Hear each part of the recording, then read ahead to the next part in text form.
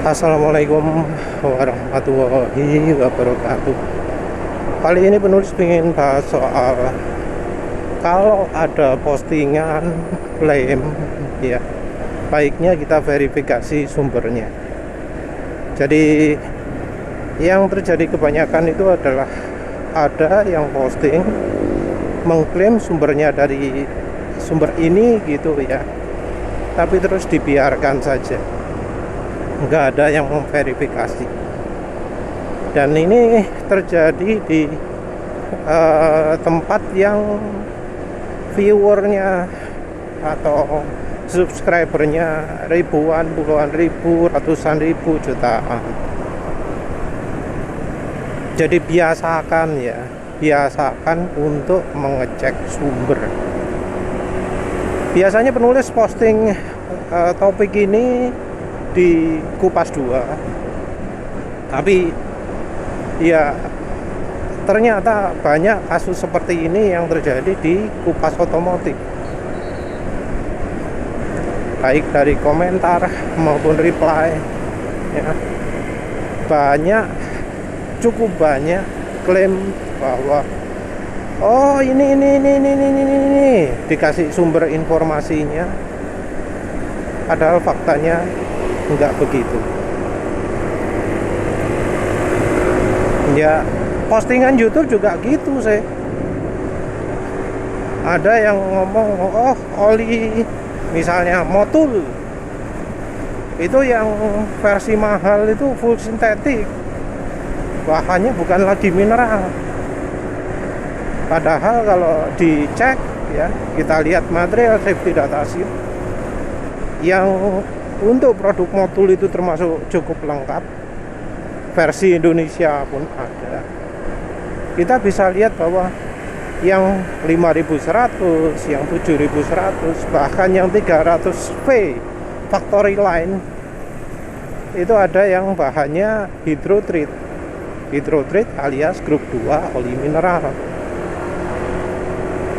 Dan walau channel itu viewernya banyak, subscribernya banyak, untuk video itu juga termasuk cukup populer, gak ono ya yang yang protes, salah mas infonya.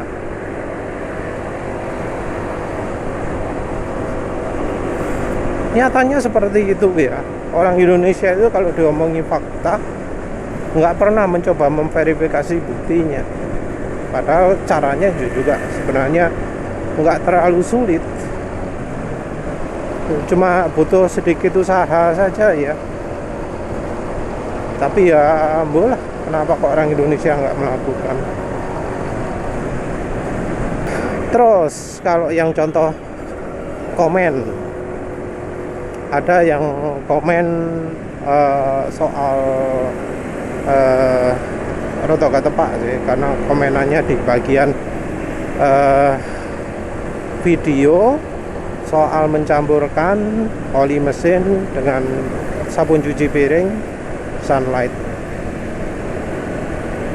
kalau nggak salah itu ya, terus tak blok. Tapi dia ngomong bahwa ada statement gini, minyak goreng itu adalah uji panggang oli, terus dia kasih tanda kurung oil bake test, itu adalah ini yang mana salah ya. Banyak informasi salah di situ. Contohnya ya, diomongkan bahwa uji panggang oli merupakan uji yang sering dilakukan oleh channel yang mengupas oli. Wah, enggak ya. Yang melakukan itu cuma sales oli, bukan mekanik, bukan pemakai. Pemakai yang melakukan uji pemanasan rasanya ya cuma penulis, tapi ya sembuh lah. Barangkali ada yang lain ya silahkan posting. Yang kedua, contohnya ya disebut bahwa untuk uji oli kita harus ke API, mengacu ke API, ke ACEA, terus mengajukan ke lab yang diakui oleh industri ya. atau nggak jelas. Kenapa nggak jelas? Karena di API sudah disebutkan bahwa ada uji panggang oli, pemanasan oli ada. Di ACA penulis nggak pernah menemukan deskripsi cara pengujiannya bagaimana, mungkin harus bayar. Terus ya namanya uji oli nggak cukup hanya yang diakui industri, tapi yang memenuhi semua unsur yang ada, misalnya API itu ya. Di API itu banyak uji olinya, sementara yang di Indonesia rasanya nggak ada ya lembaga oli yang bisa melakukan pengujian oli sesuai dengan standar API. Mampunya cuma standar SNI. Jadi ada banyak uji oli, cara pengujian yang tidak ada di SNI.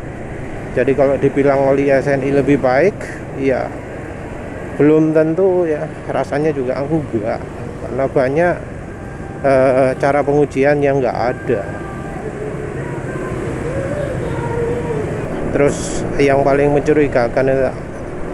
mencurigakan itu ketika disebut bahwa uji panggang oli itu tidak bisa menunjukkan kemampuan atau performa dari oli. Saat ditanya sumbernya dari mana, dijawab AI ChatGPT.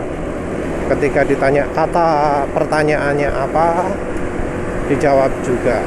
Dan ternyata ketika penulis ketik, ya hasilnya beda. Terus nggak peduli itu pakai ChatGPT versi berapa. Yang jelas dengan ChatGPT yang penulis punya akses, hasilnya sangat berlawanan. Jadi disebut bahwa yang namanya uji panggang oli itu penting, tapi tidak bisa menunjukkan sifat keseluruhan dari oli. Harus dilakukan uji-uji lain untuk mendukung uji tersebut. Jadi memang kalau uji oli itu harus banyak yang diuji, nggak bisa hanya sebagian kecil saja terus memutuskan. Kalau untuk menentukan apakah oli itu jelek, ya bisa. Misal oli itu nggak lulus dengan sifat tersebut, ya itu kalau udah jelek di situ, ya pasti jelek semuanya. Jadi misalnya di TV kurang, ya pasti jelek. Tanpa dilakukan uji lain, kita sudah bisa menentukan oli itu jelek. Tapi kalau misal lulus di uji yang kita lakukan sedikit itu, belum tentu lulus di uji-uji yang lain, karena banyak hal-hal yang harus dipenuhi oleh oli mesin. Tesnya puluhan, nggak cuma terus uji partikel saja cukup misalnya, nggak cukup itu, banyak uji-uji lah. Tapi yang jelas adalah karena ya setelah kata-kata yang ia sebutkan itu, pertanyaan yang spesifik ia sebutkan itu memberikan hasil yang berbeda, maka jelas ia itu bohong. Yang penulis heran, ya, mengapa kok dia berani bohong? Padahal ya hal tersebut sangat mudah untuk diverifikasi. Tapi mengapa kok dia berani bohong? Kalau menurut penulis ini karena budayanya Facebook. Di Facebook itu walau orang dikasih sumber, dikasih link, intinya nggak bakalan diverifikasi. Walau ada ratusan ribu, jutaan, nggak bakalan diverifikasi. Walau yang baca postingan tersebut ribuan, ratusan ribu, gak ono sing protes. Dan rupanya ini saking biasanya orang jadi pongah, jadi sombong ya, berani posting referensi-referensi yang nggak relevan. Jadi contoh kasus ChatGPT yang disebut seperti itu, padahal faktanya sebaliknya, itu cuma sebagian kecil ya yang terjadi di channel Kupas Otomotif. Banyak penipu-penipu lain yang ya sudah diblokir gara-gara berani bohong. Bohongnya terang-terangan lagi. Dengan sumber referensi yang bisa dicari, dia ngomong A padahal isinya B. Pernah terjadi ngomong, oh campuran minyak goreng dan oli mesin itu tidak bagus. Dia kasih referensi tertentu. Yang ternyata ketika dilihat isinya, nggak ada hubungannya dengan yang ia sebutkan itu. Karena penelitiannya misalnya berbagai efek minyak nabati ya, ketika dipanaskan misalnya. Seperti yang terakhir oleh BRRRTD itu ya.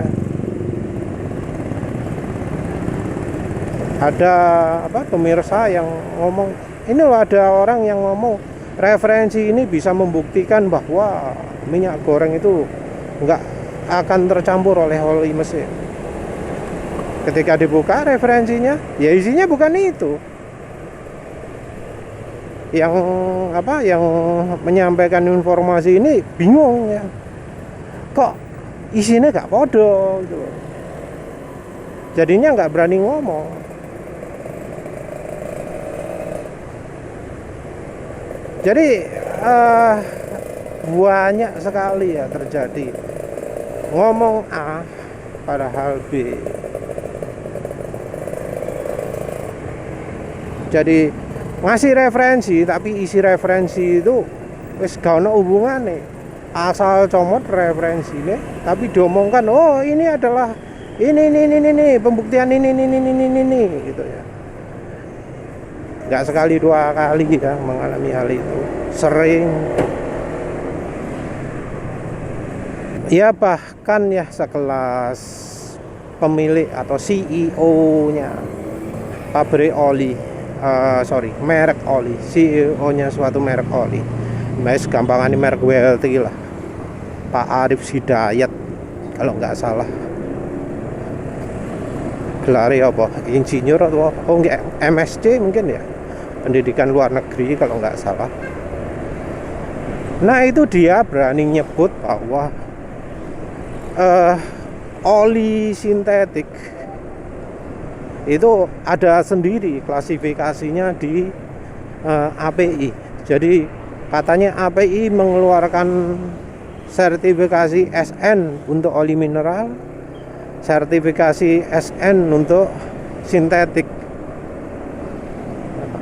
Ini bohong terang-terangan ya, bohong terang-terangan. Dan ya viewernya atau orang-orang yang menghadiri seminarnya dia gak ono sing protes, gak ono sing ngomong atau mengingatkan gitu, mengingatkan bahwa di buku atau di sertifikasi API nggak ada sama sekali kata-kata sintetik dengan semua variasinya wis. Tapi bahasa Inggris kan SYNTHETIC itu nggak ada kata-kata sintetik, itu nggak ada di dokumen API. Yang kalau kita telusuri, kata-kata sintetik itu hilang dari penjelasan API sejak terjadinya kasus klaim oli Castrol lawan Exxon Mobil. Ketika Exxon Mobil menggugat Castrol karena Castrol mengeluarkan oli sintetik yang bahannya bukan PAO. Jadi ya apa ya? Yang dari CEO saja berani bohong ya. Berani sekali mengomongkan sesuatu yang nggak ada. Nah apalagi yang ya orang-orang yang asal copy paste. Ya penulis nggak peduli lah ya. Apakah yang posting, yang komen itu melakukan copy paste atau memang sengaja menyebar bohong. Nggak peduli penulis, karena ya sama saja. Nanti kalau orang tersebut dibiarkan, ya, suatu saat akan menyebar kebohongan lain yang misalnya faktanya lebih sulit diverifikasi. Ya jadinya bukan malah memberikan informasi, tapi memberikan ya hal yang salah gitu loh. Nah, khusus untuk oli ya banyak sekali yang memberikan informasi-informasi yang ngawur, walau sebenarnya nggak cuma oli saja ya, hal-hal yang lain juga. Ya orang Indonesia itu mungkin kebiasaan ya, misal ada video yang ya sebenarnya adalah hal yang lain, tapi terus kemudian diplesetkan menjadi hal yang aneh-aneh gitu, jadi meme gitu ya, topiknya jadi beda dengan konten asli foto atau video. Nah ini yang terjadi adalah ketika penelitian ilmiah ya, kemudian diklaim sebagai hal yang lain. Jadi mungkin kebiasaan seperti itu ya yang terjadi. Jadi penting sekali kita untuk melakukan verifikasi sebuah informasi, sebuah video, sebuah klaim.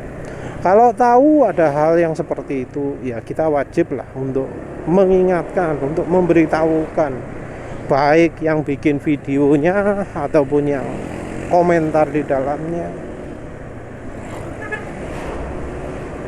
Masa ya nanti isinya adalah bohong terus gitu.